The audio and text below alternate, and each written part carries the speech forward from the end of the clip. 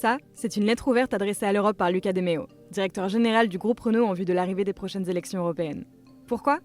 Luca De Meo appelle l'Europe à s'engager dans une véritable stratégie industrielle à 360, pour permettre au secteur automobile, pilier de son économie, de regagner en souveraineté et compétitivité pendant sa transition électrique et digitale. On vous explique. Le secteur est déjà confronté à plusieurs gros défis. Décarboner à travers l'électrification, s'adapter à l'importance croissante du software, gérer les réglementations massives qui alourdissent les véhicules et complexifient leur fabrication, faire face à l'incertitude engendrée par la volatilité technologique et la volatilité des prix, et enfin, former les salariés aux nouvelles exigences de l'industrie.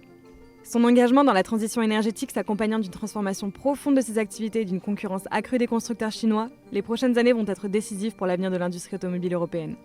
Pour réussir la transition écologique en Europe et en faire un levier pour une nouvelle compétitivité industrielle, le groupe Renault propose des solutions. En voici quelques-unes. D'abord, la taille des voitures est centrale puisque les petites voitures favorisent la réduction de l'empreinte carbone. Pour promouvoir leur développement, l'Europe devrait encourager l'achat du consommateur grâce à divers avantages et primes. Il est aussi important de stimuler le renouvellement du parc automobile, pour le remplacer par des voitures plus récentes et moins polluantes.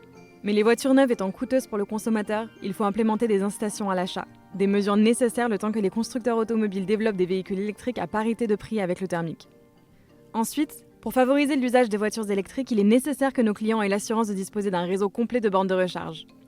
Presque 7 millions en plus doivent encore être installés pour atteindre l'objectif 2030. Un investissement considérable qui nécessite l'implication des pouvoirs publics à tous les niveaux, du niveau local au niveau européen. L'Europe ayant besoin d'importer la plupart des matières premières nécessaires à la fabrication des batteries électriques, c'est une question cruciale. Dans un contexte géopolitique instable, une future stratégie industrielle européenne devrait s'assurer du bon accès européen en matières premières à travers une organisation à l'échelle de l'Europe et la mise en place d'accords avec les pays producteurs. La transformation vers l'électrique est une opportunité pour l'Europe de renforcer la position de ses champions industriels en matière de semi-conducteurs. Mais pour ce faire, il lui faudra soutenir cette filière en investissant en recherche et développement. Enfin, en parallèle de l'électrification, les pouvoirs publics devraient soutenir la filière hydrogène décarbonée tout au long de la chaîne de valeur, de la production à la distribution. La motorisation hydrogène a l'avantage d'amplifier l'autonomie des véhicules, ce qui permet de réduire la taille des batteries, celle des véhicules et donc de leur empreinte carbone. En bref, ce que préconise Luca De Meo, c'est un changement de paradigme. Une politique européenne ambitieuse et concrète fondée sur une approche collective et des partenariats forts entre industriels et secteurs publics et privés pour permettre à l'industrie automobile de faire face aux défis technologiques et géopolitiques actuels et mettre en place un véritable écosystème de la mobilité électrique en Europe.